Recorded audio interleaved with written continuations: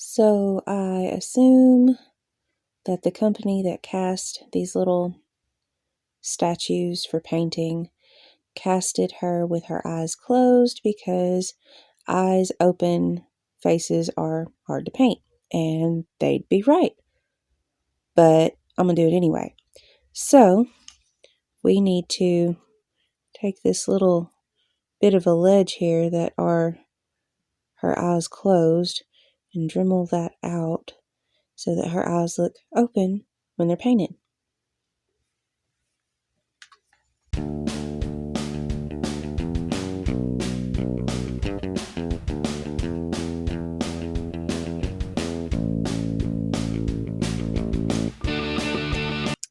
There, now as you can see, once she's painted, her eyes will actually look open. Here we are mixing up some blue pigment powder. I got this from AliExpress. It was very cheap. We're going to mix it with some clear Elmer's glue to create a type of paint. Now, on the mermaid that I did prior to this one, I tried using Mod Podge instead of Elmer's glue, but in areas where the paint was a little thicker, it dried white, and it did not have the clear aesthetic that I was going for. Now I'm just going to lightly brush the mixture over the scales, and as you can see, it leaves the gap between each scale showing the base color through, which gives a lot of dimension and texture to the overall appearance.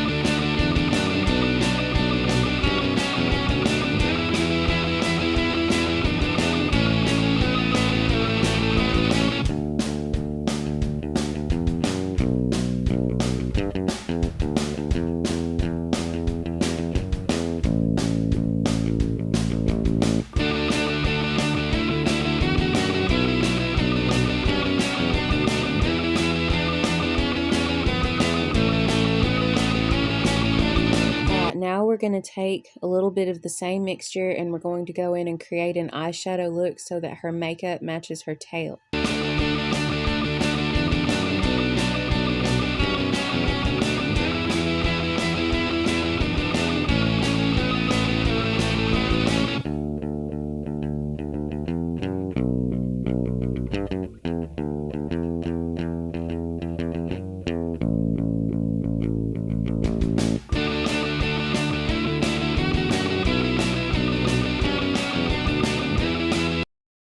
Alright, now I'm going to go back in with the base color, which is Key West by Apple Barrel. And what we're going to do is we're going to try and disguise the factory seam from where she was cast. The original blue mixture that we made up really shows that to stark relief, as you can see. So we're going to go back in and draw a little bit of a line in between each scale to try and disguise it.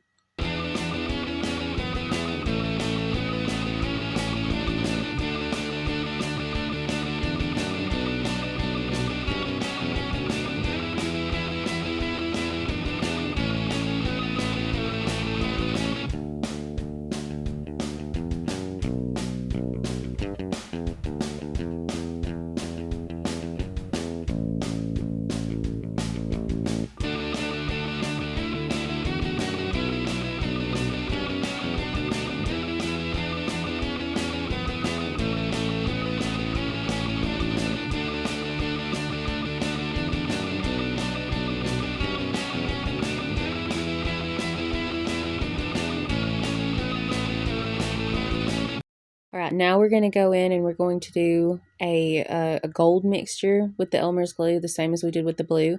And this is going to be the base color for her hair.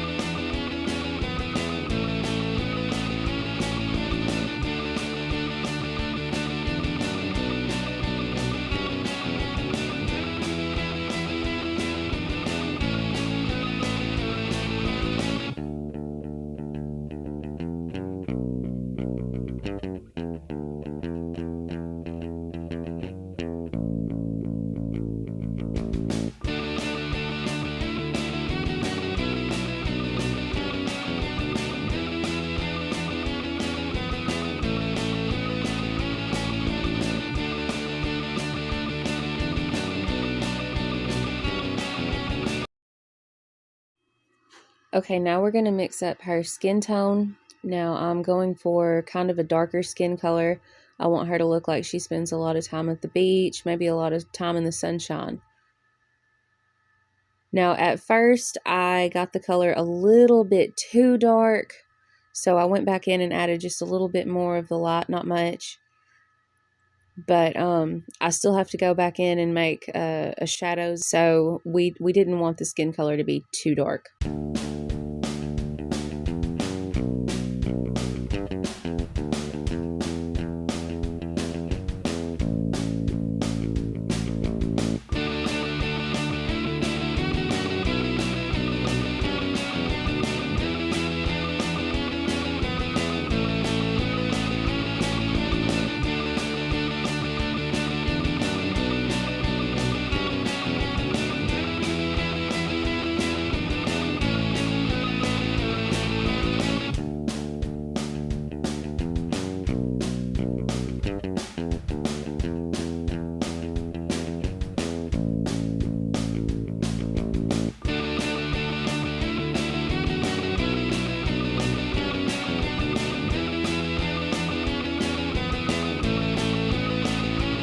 And here I'm going to have to go in with a smaller detail brush to kind of get into the nooks and crannies where she's already been painted in other places, and I don't want to get the skin color on her hair and on her tail.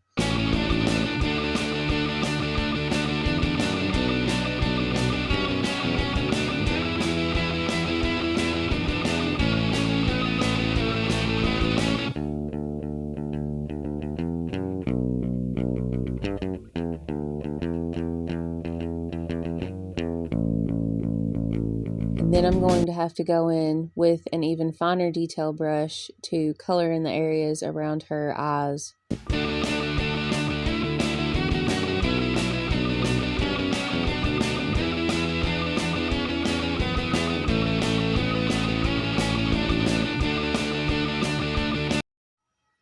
Alright, now we're going to mix up a darker blue. And what I'm going to do is along the left and right side of her tail, I'm going to put just a small amount into the center of each scale, just to add a little bit more depth and dimension. And it did take some time to do this, and yes, it was kind of tedious, but I had a lot of fun doing it, so I'm really glad that I did in the end.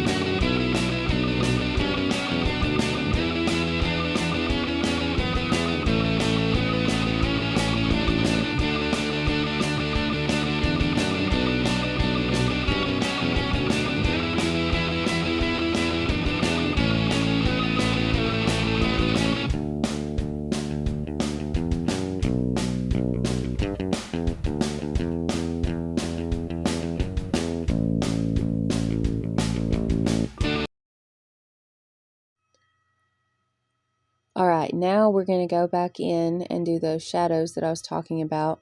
And for that, we need the skin tone to be just a little bit darker.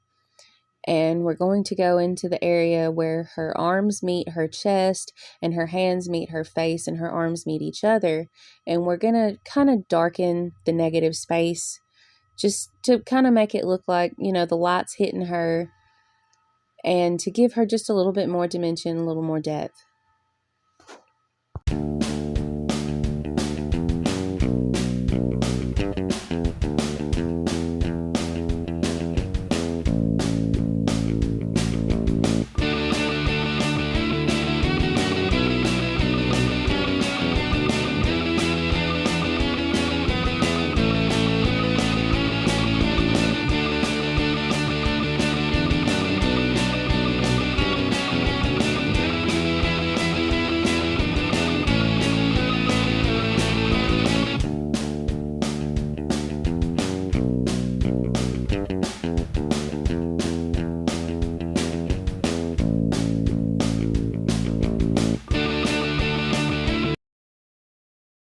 Alright, now we're going to go in with a fine detail brush and that same blue, and we're just going to add a little bit of color around the edges of her fin, and that's not only going to add some dimension, but it's really going to help bring her color scheme together by using the darker blue along the sides of her tail and at the edges of her fin, and then using some of the glitter blue that we made, the first glitter blue, on her eyes.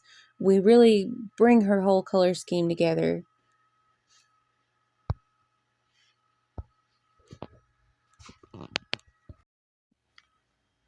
Okay, now we're going to take a darker, more glittery gold, and we're going to make up our mixture again. And this time we're going to take a fine detail brush and just brush it through the deeper recesses of her hair to make it look like she's got a lot of natural highlights, and that's just going to give it some more texture.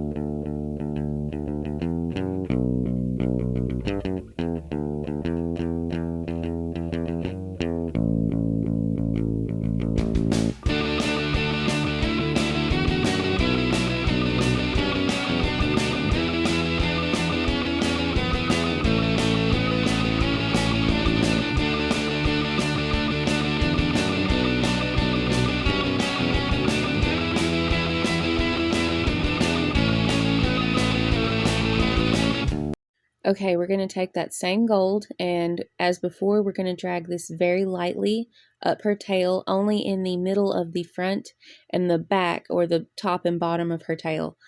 And once again, dimension, texture, ties it all together with her natural highlights, and overall it has a really great effect.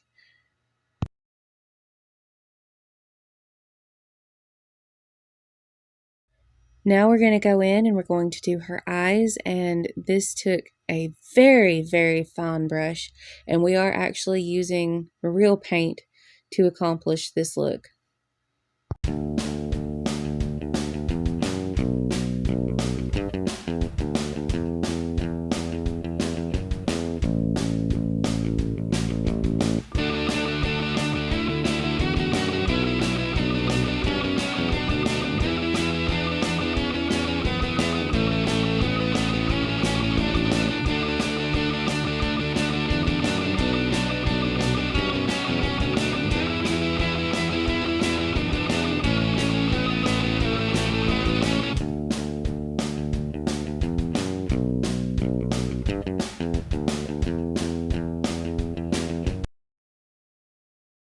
And here we're just using some coral to give her lips a little bit of a pink color.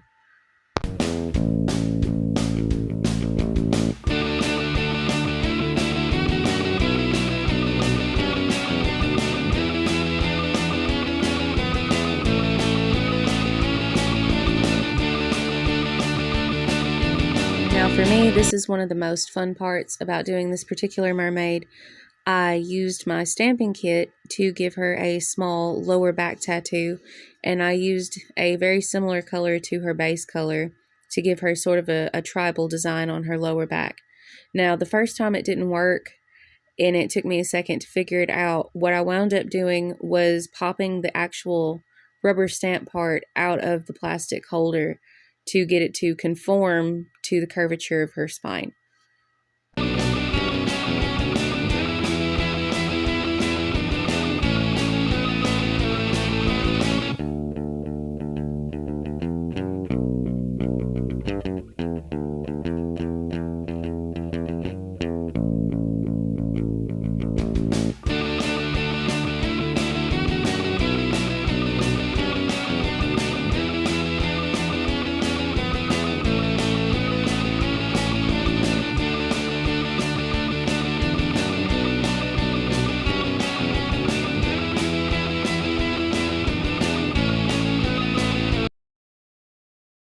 Now we're going to burnish just a couple of scales randomly throughout her tail using gold burnishing powder and gel top coat. And what you have to do is you have to paint the gel top coat on, you have to cure it, and then I went in with a silicone tool and just began to burnish the gold powder into each scale, and then you have to top coat it again and cure it again.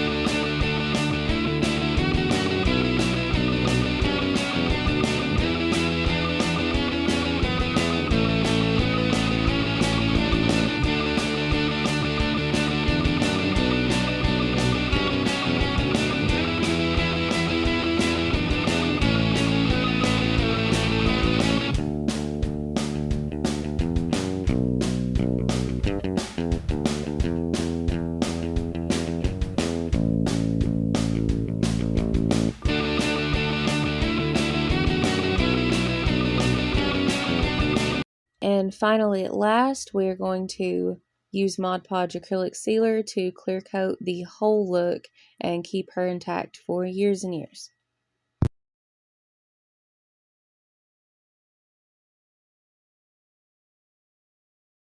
Now here are some pictures of the first mermaid that I did. I did not take a video, and I really wish that I did because she came out so pretty. But I did all of the same things, just with different colors. And I did actually burnish a couple of her scales too, using a purple blue flip-flop burnishing powder to create a similar look.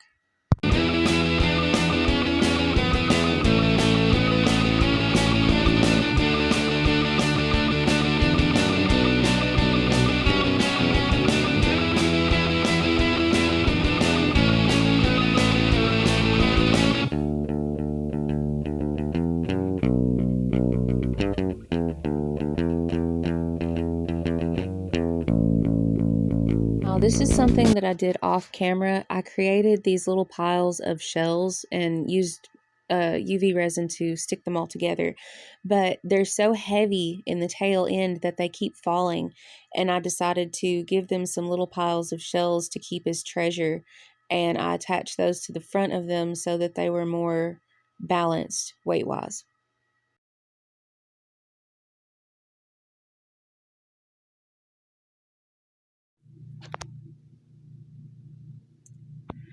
Okay, so I went back off camera and I added a few more details to their little treasure piles, some stones. This one got a little onyx. She got an amethyst, and she got a couple of moonstones. You can see this one flashing really pretty.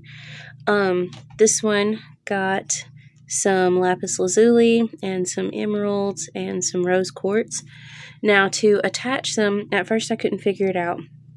What I ended up doing was using these extra wide popsicle sticks that I picked up from Walmart, and I added some really tiny micro gravel to kind of hide where you could see the popsicle stick under their arms, and I added some seaweed and stuff like that, and I did the same thing to this one, some gravel and stuff, just to make it look like they were lying on the ocean floor with their pretty little treasure troves. Another thing that I did was I added some jewelry.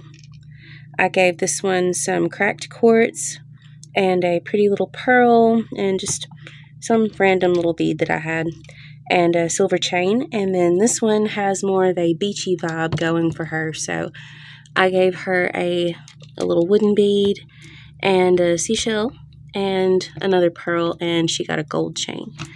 And I think I'm pretty much done with these. I'm pretty happy with how they've turned out. I actually really like how they turned out. So that's all for this video. If you enjoyed it, please give it a thumbs up. And if you would like to see more content like this in the future, consider subscribing to my channel.